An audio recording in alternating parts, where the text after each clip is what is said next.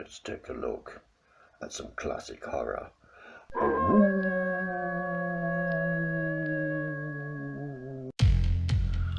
I'm guessing that in the days of growing up watching horror films on TV, comedies, adventure, black and white repeats of old Universal monster horror films and the Hammer horror films as well.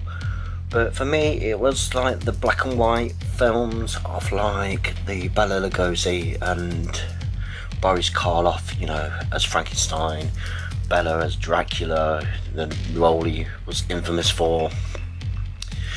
Watching those films, and not only that, watching the Abbott and Costello films where at the crossover of the monsters, and these can be seen on the box set sort of thing that you can get now these days.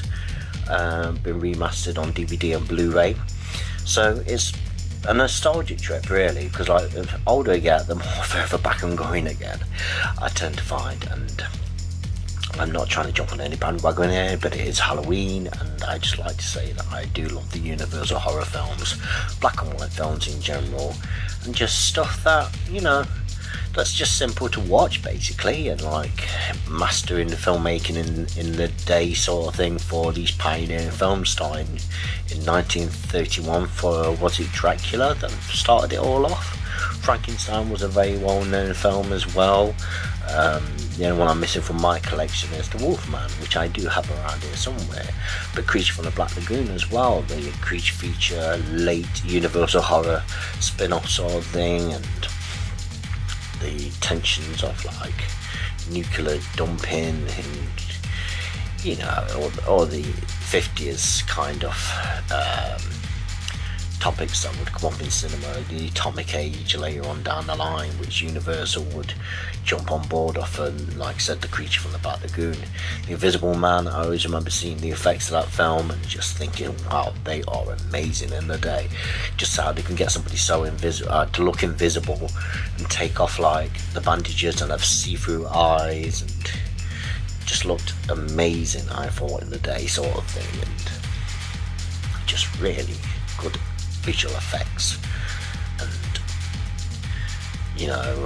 these days it would be all CGI, and of course they tried to reboot The Mummy sort of thing. The Mummy was another one.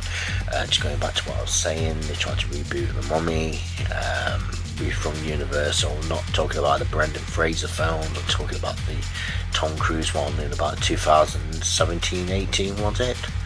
That really did flop, sadly. But The Mummy, that was a good film as well. It was a good series. It was quite a lengthy series as well, and there was quite a few spin-offs there. We had the Abbott and Costello Meet the Mummy and stuff like that as well, didn't we? Just want to share my love for Universal horror. Also guys, check out the t-shirt first. Thought it seemed appropriate.